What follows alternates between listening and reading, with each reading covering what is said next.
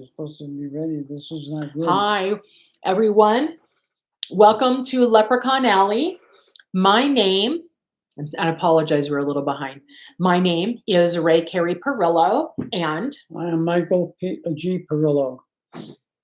we are astrologers, and we are here to give live astrology readings using Western and Chinese principles, in addition to just having random coffee talk while we're waiting for requests. So any topics anybody's interested in discussing, by all means, we're open for it. And also, if you have any comments about the material we were discussing or any recommendations for what you would like to discuss, please leave them in the comments below. We do from time to time discuss other subjects which are either current or people want to know about it. So you'll hear us covering other areas of life, things that may prove to be important to know. So you'll hear these discussions, like, for instance, today we'll cover astrology, but how it might relate to divorce. We always surprise each other with topics that we want to discuss before we go on. That's part of the fun of this part of the show. So if I were to say to you, divorce, what does that first imply to you? What feelings come through to your mind? Separation, abandonment. That's interesting you say separation. I would say, to me, it represents the end of something. But definitely separation, the breaking of certain promises. You might say modifying certain promises, but certainly breaking the code that was expressed when you're married, when you said you'd be married for better or for worse till death do you part. Divorces don't occur when people die. They occur while they're alive. Right. So I always wondered what that promise till death do us part really means anything or not. It seems that probably it doesn't mean all that much. But let's discuss how astrology might intervene with this divorce. I'm of the opinion that you cannot use astrology to guesstimate a divorce, that someone is going to take negative energy in their chart and convert it to just divorce. There could be many different types of avenues for dismissal or consumption of negative aspects. Carrie is much better briefed in the astrology from India, which we refer to as Jyotish astrology. Their system is very, very complicated when it comes to what happens to people during their course of their lives. And they can measure many, many things. Pressure in the family, pressure coming from children, problems coming from a spouse, problems happening in your environment, your town, your standing in the community, and many things like that can be sort of explained from the point of view of Jyotish astrology. We figured that we'd use ourselves as an example of how you can look at a chart and determine why might have things ended up in divorce. Since both of us have been divorced, we know something about the topic, I should say. I should know something more because I was divorced 4 times before. So I'm pretty much acquainted with that whole idea. But Carrie will give you some readings. To show you how this works with astrology. Oh, well, we were just kind of talking about that and bringing that up. And I was looking at typically the planets that are present or what we're looking at. Well, when we're looking at Jyotish systems, for example, we go through several different periods, different planetary periods, and they're ruled by a specific planet. So not only are we looking at, when we're looking at potential for divorce or marriage or any just of any event, but we're going with divorce today. We're looking at, first of all, your birth chart, and then we're also looking at what planetary period is prominent during a particular period in your life. So, I mean, I mean, this is kind of the catch, right? When we're dealing with astrology, because a lot of this has to do with where the planets are when we're born, and if we're lucky enough to be born at a time at a certain time in our life, where things are going to work out more in our favor, or seem to be run a little more smoothly. But that's not what happens. So for example, what we're looking at additionally is when you're looking at major planetary periods, we also treat that like the ascendant. So what you're going to be looking at is you're going to be looking at the planetary ruler, and also the subperiods that are indicated, which house of the natal chart this is going to be indicating. Um, and and then we also so we deal with the ascendant, we deal with what issues are coming up, what that planetary period indicates, what houses they're in. I want to interject for a second. Sure. One thing that should be noted is that uh, when we look at charts and negative consequences, all planets can fall into a position where they're considered either in a negative position, in a house of enemies, or they're confronted by other planets which bring out some negative things of them. So when we look at the divorce, for example, we look at those planets, especially the nodes of the moon, the north and south nodes of the moon, specifically the south node of the moon, which is K2, and usually K2 represents trouble in the chart, and, depending on where it is. And now Carrie can continue with her description. She started with the ascendant. Right. So yeah, so they're really Maraca planets. They're killer planets. The north and the south node, the indicators for the planets of destiny, and well, and we do think of them. Well, we tend to think in terms of good and bad all the time, and benevolent and malevolent all the time. But really, it's systems. They govern for a month, do they not? Oh no, the planets of destiny. No, They I'm talking actually about the K2 and Rahu. it's a year and a half. That's a year and a half of that they're in one sign. In each sign, right? Okay. And then when we see these All right, different, okay. So that gives you plenty of time to see problems. when we see like these some really interesting things, like in the planets of destiny, one of the things that we look at, for example, is you can look at Rahu and K2. That would be the easiest way for them to stand out for us would be to discuss like major events that occurred during planetary periods. Like, for example, 9/11, during the whole process of Corona, the AIDS epidemic, JFK being assassinated, the nuclear weapons, all of those, the nuclear bomb being dropped, all of those actually track during Rahu and K2 periods. So Rahu is going to be an indicator. It can be an indicator of viruses. It can be an indicator of rapid gain, and then rapid loss just as quickly. There are erratic planets, and they're the ones that kind of foil you. K2 is a planet of separation, like immediate separation, immediate death, but also represents final liberation, where how we can free ourselves spiritually in our lives, and where that focus is going to come into play with whatever incarnation that we're in. So so the planets of destiny are going to come into play here. You're definitely, if you see someone who they have Rahu and Ketu in their first and their seventh house, or the other way around, you know that this is their relationships. Strain. There'll be a lot of strain in that relationship. They're unique. Their relationships are going to be part of who they partner with, is also going to be part of them fulfilling whatever their purpose is on this planet in this given time. All of those things are those things that we're going to be able to deduce initially from the birth chart. Now we want to look at is during what periods these individuals are at an age where they're able to get married. And that's going to be something else that we're going to look at from a different capacity. So maybe they happen to be getting married in a Saturn period. That happened to be the case with me. And so what we're going to look at for that period that they got married is we're going to look at where the Saturn was located. In my case, in my particular instance, Saturn is located, this is in Vedic astrology, Saturn is located actually in my 7th house, dear God.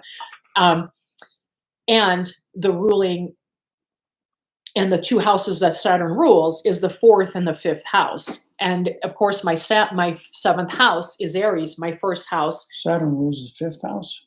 Yep, Saturn rules my 4th and 5th house in my chart. Oh, in your chart. In okay, my chart, okay, yeah, okay. right. And my 1st house is Libra in my Vedic chart.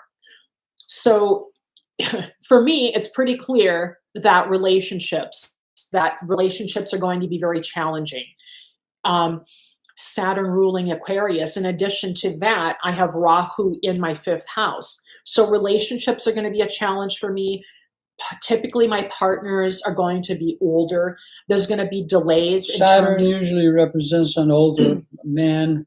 or somebody or who's more something. mature. Somebody's more mature, who has more learned, because Saturn, you learn because of Saturn's slow movements. You learn over a long period of time. And these are called the Saturn returns. The first challenge that occurs is when you're about 28, 29 years old. That will be the first return of Saturn. And things will be, with Saturn, will be the same as they were when you were born, except the whole chart is different. The second return is when you're around 58, 59. And at that point in time, you're more mature. And so the results of your presence and the way you conduct yourself are going to show that. So we see that Saturn has an effect on us as far as our intelligence is concerned. And we're talking about Rahu and Ketu. These are the moon nodes, and they represent the dragon's head, which is Rahu, and the dragon's tail, which is Ketu. And Ketu, because it's the tail, it's the end, or usually something, some kind of pandemonium or confusion may arise there. With Rahu, there's force, and usually it's good force, but it can also mean force that's unnecessary. Right. Because it's a driver. It challenges at the beginning. It's the So, head. right. And so these are what is really great is to blend the systems, by the way, because the way that Rahu is experienced in North is experienced in the Western system can and also inform the way that we interpret the Jyotish chart and vice versa. So when you think about, for example, Rahu would be the head of the demon. So what we're dealing with, but it's also similar, the energetic effects are similar to Saturn. So what we're looking at, though, is we're looking at something that kind of behaves like Saturn a little bit. It kind of creates a delay. It can create titles. It can create recognition, right? Because this is the head. But what it doesn't do is it only has the head. It only operates on a very surface level. The rest of the body, that has to be filled in by the other planets. So we only look at this from a surface level, and then we use the rest of the other planets that are making aspects or what have you to really fill in and the story, to color in the epic of what's happening. So you're going to have that delay. You're going to look at Saturn and Mars. Those are going to be some pretty big indicators. Saturn indicates delays. It indicates maybe a long time that it takes to get married. The first time I was married, I was actually 29 years old. I've never wanted to get married, and not because I am in love and I love men, all of those things, but marriage wasn't something that I really was. It wasn't important to me as much as my relationships to the people that I'm with. And I say that's because of some of her other astrological makeup. Carrie tends to give too much, and the relationships with men will result in her pretty much abandoning her own needs in some way to satisfy the needs of her spouse. So that too can create divorce. It doesn't have to necessarily mean that the two people are being negative to each other, but that one person is suffering while the other person may not be suffering. And that's what may ultimately result in a divorce. Yeah, I mean, I know this probably sounds like a crazy notion, but let's say things aren't going well in a relationship. Things are going in a tough spot. Um, you could actually, if you're really in love with the person that you're with and you don't want to separate from them, but you can kind of see things are really on a collision course astrologically, you could regenerate a new marriage chart for each other. That's something that you could do. Like, okay, well, listen, of course, that's going to be difficult because both people have to be in agreement that we're going to operate using Vedic astrology as our test together. Um, but if you can get someone that cooperates with that capacity, then you can also hit the reset switch for your marriage and your relationships. So there are all kinds of ways that we can approach that. So there's always promise and there's always prospect. And there's this illusion or this tendency that we have to always look at who's at fault and who's to blame. Talking about that, it seems to me almost unthinkable that psychologists do not use astrology for marriage counseling. Because in marriage counseling, you can see an awful lot that you don't normally see when two people are talking. I'll give you an example of K2 in Sagittarius. Sagittarius in Western astrology represents the husband. So as a husband, I would display too much of it's called the pandemonia that comes when you're relating to another person. That my spouse would have a difficult time trying to figure out where I stand as a husband. And they may very, very quickly come to the decision that maybe I don't care for them as a husband. Right. And that I'm defaulting as a husband. That would probably be true because of K2 being present there. If that was part of, let's say, discussions during, I went to therapy, to counseling, marriage counseling, it would have been good to know that there's a tendency on my part, without even trying, that will present me as difficult or uncaring as a person. And if that was discussed, it would at least help me figure out whether there's something I could do about it. Right. And that's where it's good to have astrology being used in conjunction with other types of therapy. Yeah, I think it's interesting. I was doing something kind of crazy. Poor Michael's putting himself on the chopping block here. But I was going back and reviewing, because he's such a great case study, when he went through his divorces. And what's interesting about that is how much of a prominent role Jupiter, the great benefic, actually played. Well, all of the women that I divorced were left way better off than when they met me. Yeah. So they never suffered that way. And poor Michael wasn't, but they were. Oh no, I was stripped of everything each and every time, and believe it, I did it more than 5 times, 4 times with the ones that I divorced. But there were at least a couple more that I did quite a bit and was never married to them. So I see where Jupiter played, took a better part of me at the end. Right. And so what you have, I was interested, I was looking at around the period of your first divorce, which would have been just before I was born. My fourth divorce? Your first. My first. Okay. In September of 1970. And so the planets that were present during that time, his planetary period that he was going through, is Jupiter, Saturn. All right. So you can't, and so what's at play here? Well, first of all, of course, his major period is Jupiter. So that we're going to look at that as, I haven't figured out yet how to be able to put the charts up on YouTube yet. So I apologize. It's frustrating. Well, that's the same year that I started at Hofstra.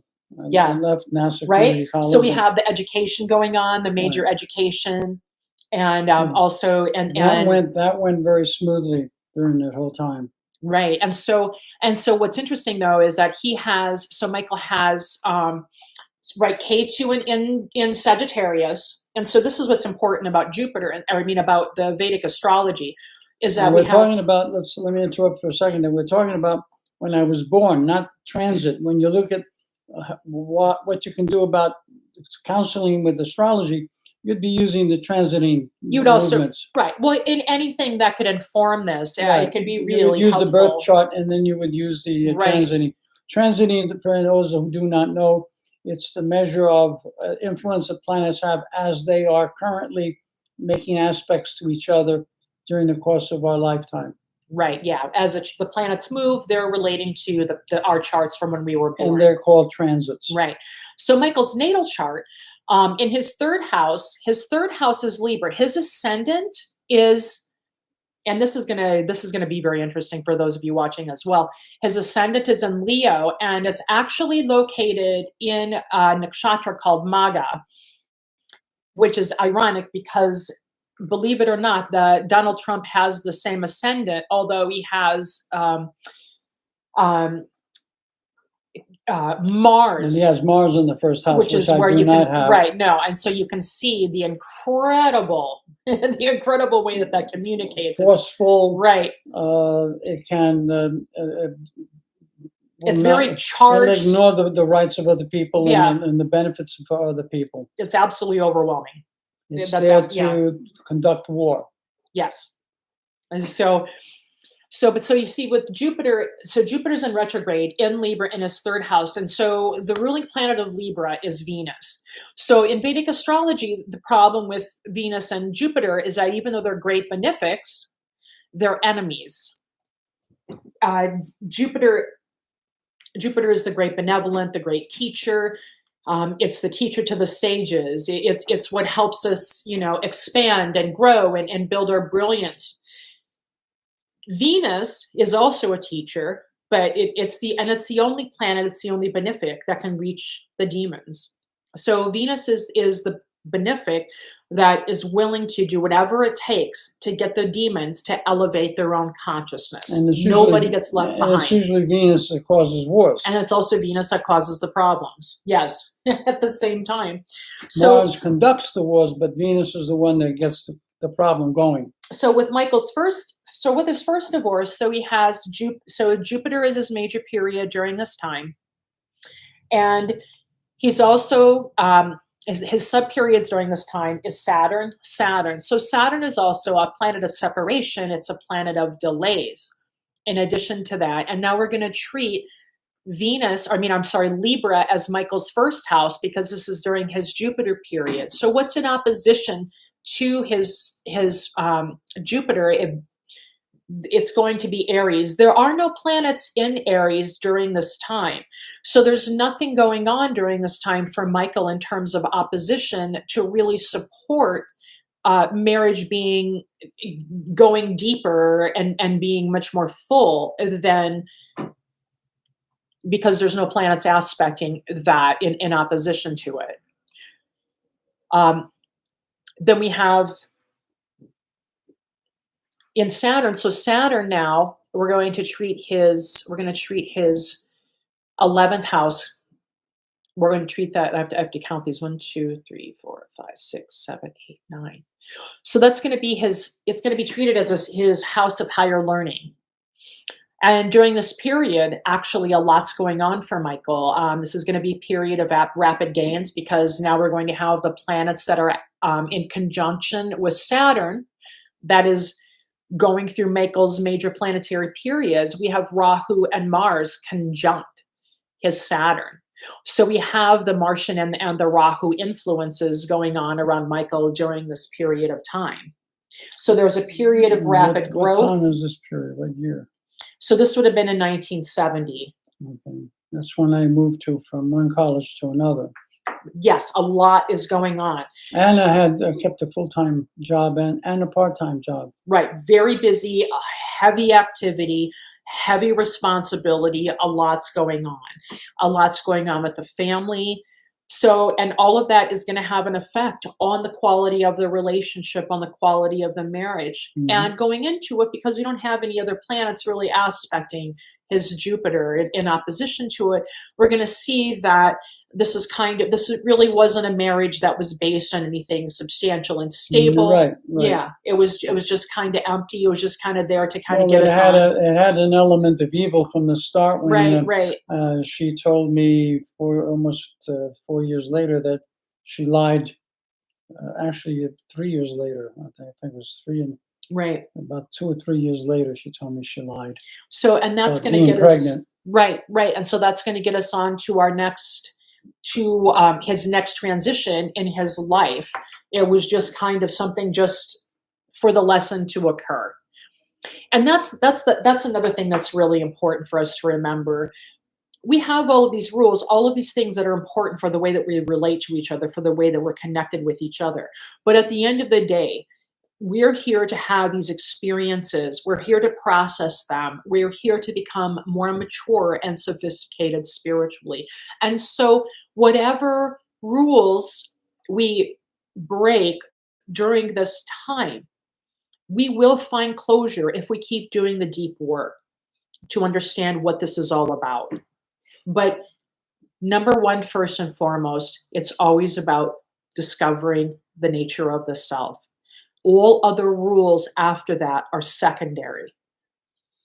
For those people who are contemplating divorce and would like to understand what's going on between themselves, you can contact us at the chat room, I guess, Yeah, you can and always, yeah, ask questions of any kind. And if they're personal and they would be private, then you should indicate that, and we'll set up right. private appointments. Absolutely reach out. You can reach out to us to do personal readings. And if there's something that we can do to, because both of the people are deeply in love, and you get a lot of this. I mean, you know, I didn't divorce my first husband because I wanted to. I divorced my first husband. By the way, on that note, I want to Yeah, state that a divorce should not be seen as the end of anything. right, It really should be the beginning of something new. And if we take that attitude, we won't. Half of us won't suffer as much as we do. right. Divorce means you change your mind or you change the directions of things. It's a benefit you have. It's not a handicap. It's not incrimination of your person or the other person. It's that sometimes it's better to be doing something else. Yeah, our need for security is, I would say, in a nice way, is overly developed.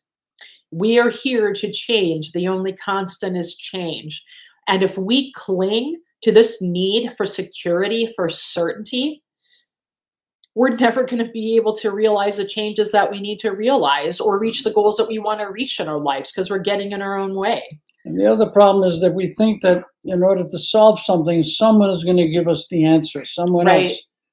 When you really have to know that this is Oh, part of your own makeup, this is something that you have to discuss with yourself. It's going to be just as important for you to understand what you have to do with the divorce as opposed to what your partner has to do with the divorce. They're both important. And if you can get a grasp of either one or both of them, this would be not such a bad experience at all. It would be one with understanding, with a promise with yourself that you will always seek to remain as pure as you can in your thought and in your communications. And that sometimes two people are speaking a different language. They're going to school, but one person learns math better than the other person. Another person learns, let's say, mechanics in their shop or some other thing. Two people are both going to school and they're coming out in a different way. And it's the same thing with getting married.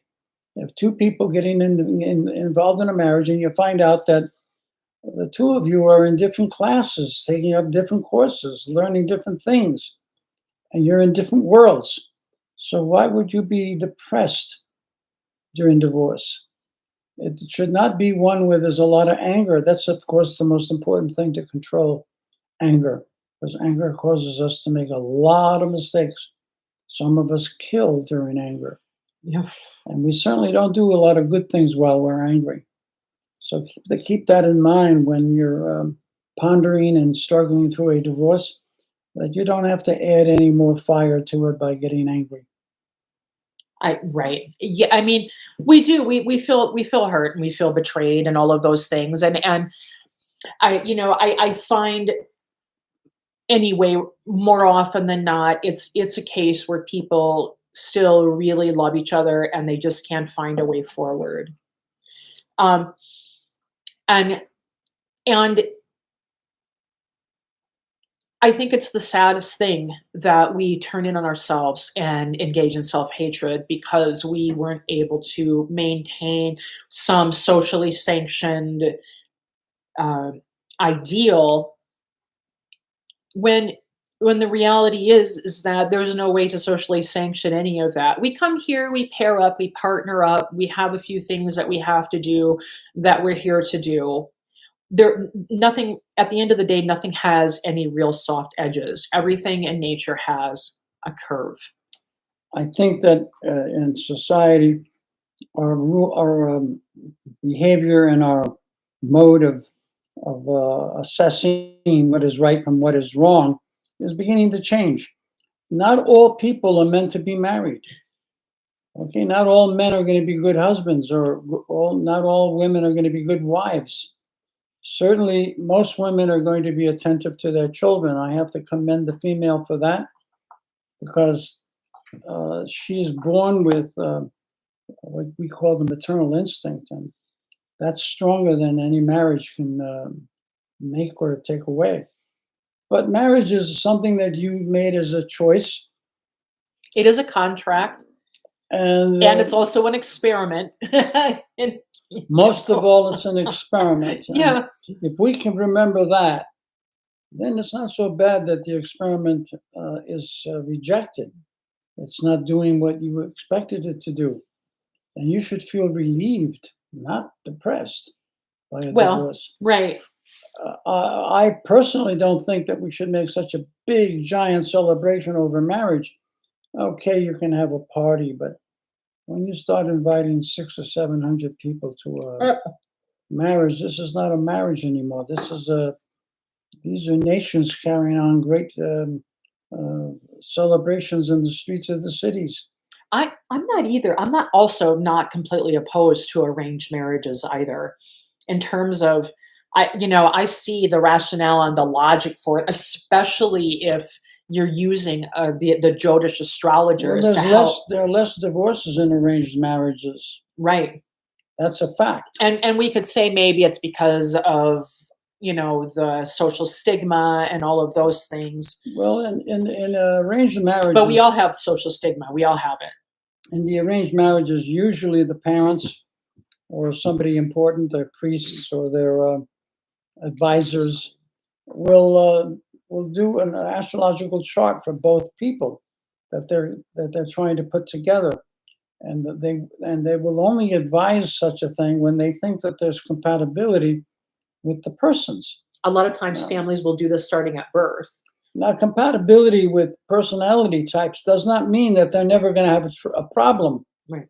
What it means is that if a problem rises, they have the strength to deal with it, and it'll disappear just as quickly as it came. Right.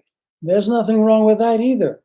Sometimes we get divorced because we think we're not happy, and we think that's the most important thing when we haven't really looked to see, are there other ways to make ourselves happy other than the ones we have accustomed ourselves to or come to believe?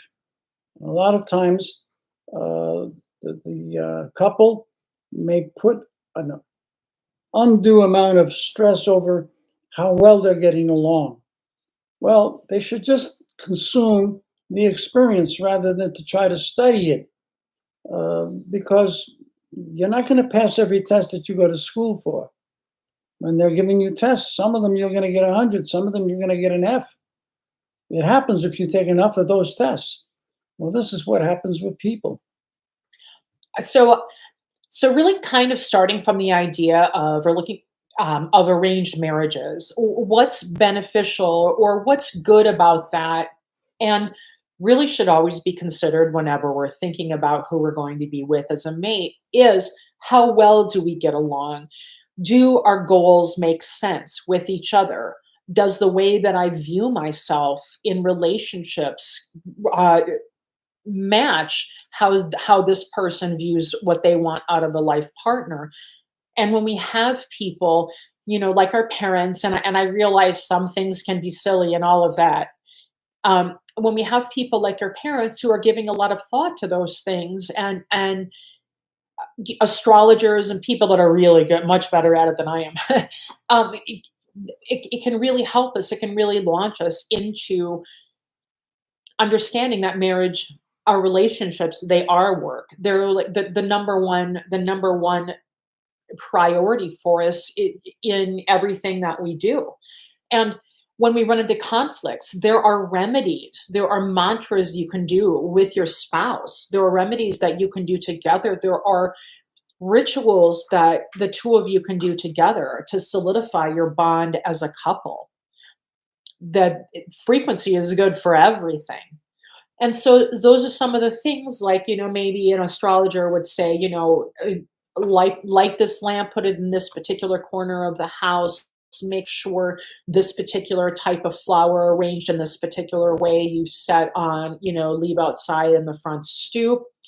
All of these little things that we can do to energetically support ourselves.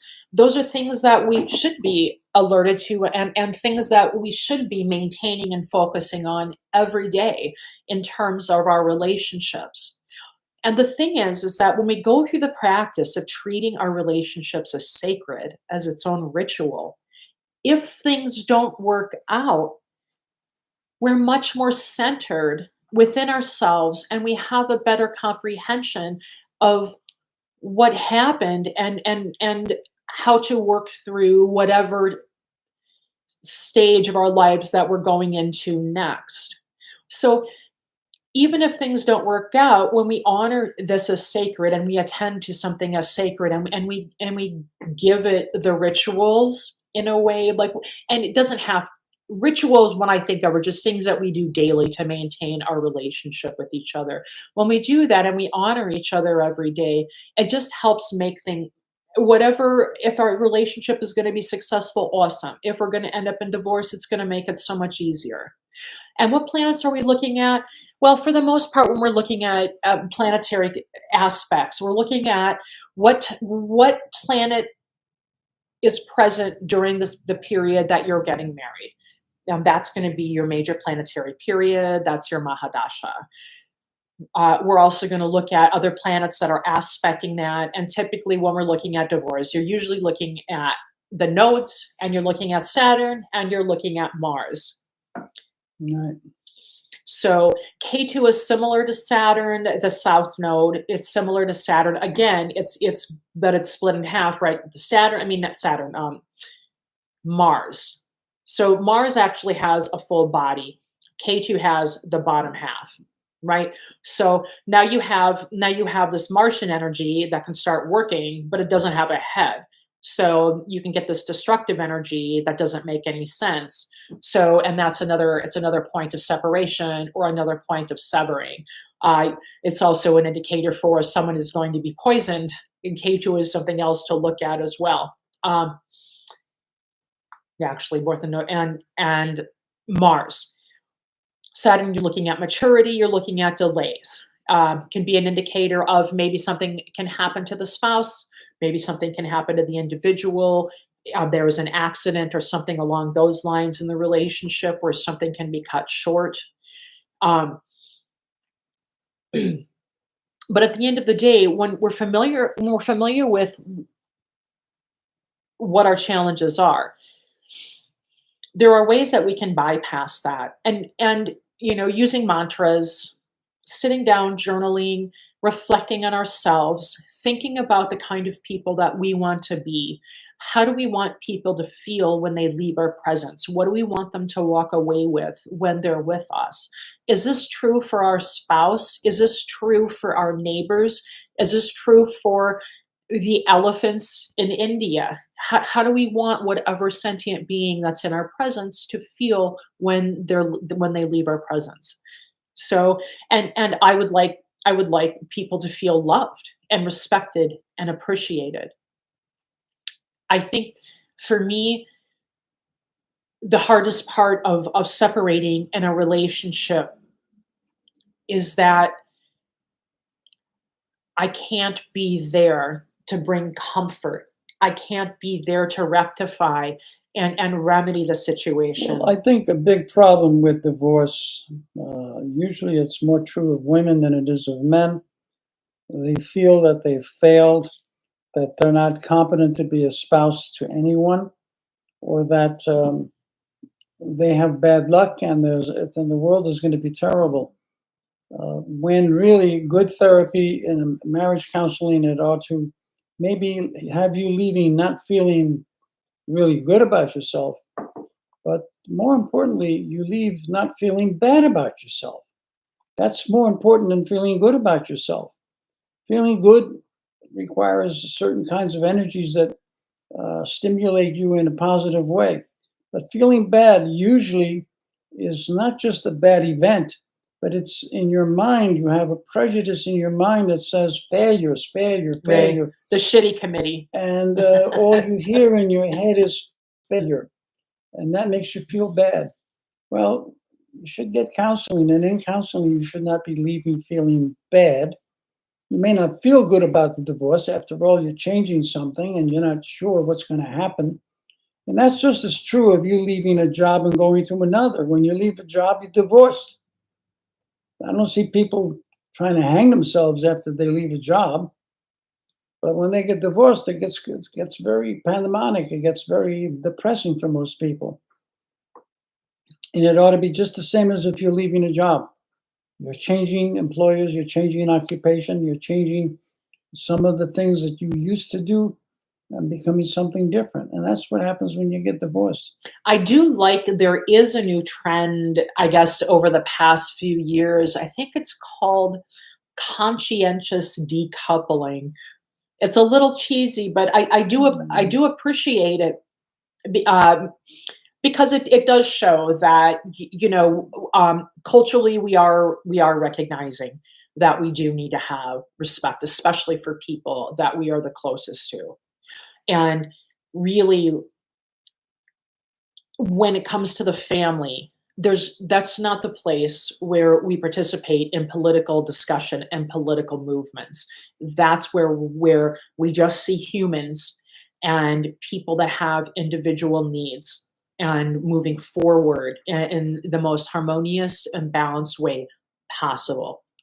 What we're advocating here is that astrology is just another tool to help us understand. Our biggest problem with many, many things that we do as social creatures is that we don't have enough education in any of the departments of life. Yes. If people were taught more about marriage, well, think about it. How long does it take to get married? You present yourself in front of somebody. He says, I now pronounce you man and wife after 2 minutes of exchanging some vows that nobody understands how they will result in long run. They're just saying these things in 2 minutes. You're married, and now you're trying to get divorced, and it's going to take you years of punishment to yourself or to your spouse, and depression and failure. Some people want to commit suicide. Yeah. Some want to kill their spouse Well, because I feel like that sometimes, and I don't want to get divorced. because It was- we don't understand marriage. After all, it was only, what was it? It was two people saying I do in front of a dummy, I would call it, somebody who stands there and tells you to repeat the things he just said. And this is marriage? No, marriage has got a lot more involved than that. You have to understand that, one, you have to learn to tolerate the spouse you're marrying to. You should know the spouse and their behavior and know what your tolerance to that person is. You should be able to admit to yourself when something is not right, to either be able to discuss it with your spouse before you marry or discuss it with someone who can help you sort things out. But there's a lot of work that you can do. It's not hard work, but it's work where you gather information that makes you a little bit more ready. It's the same as if you were going to a job and someone was saying you were doing let's say, a review of your talents and what your what the expectations are of you as an employee. You would read their brochures. You would read what they do as a company that you're going to join, what your position is, what it involves, and you would try to prepare yourself in some way to confront that. Well, I think what's so interesting is that the planets that you do actually look at the most regarding these things are Saturn and Jupiter.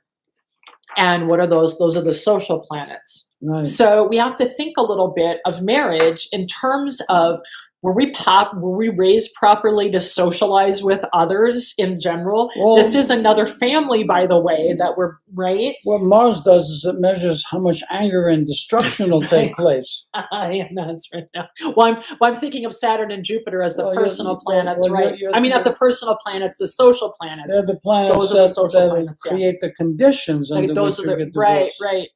but not the what takes place. Right. And so with Michael, one of the things that triggered, I thought it was interesting, was that he went through with the second marriage. It was a Jupiter moon period. And right, and so and really significant changes happened for him during his 16-year Jupiter cycle. So he went through two marriages, and of course, and it was always with the social plan, is always either Jupiter and Saturn or Jupiter and the moon. And what's interesting is, and the same thing happened to me with his third marriage. It was actually during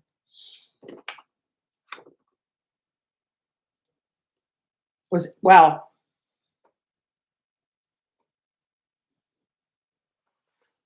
when was this oh no oh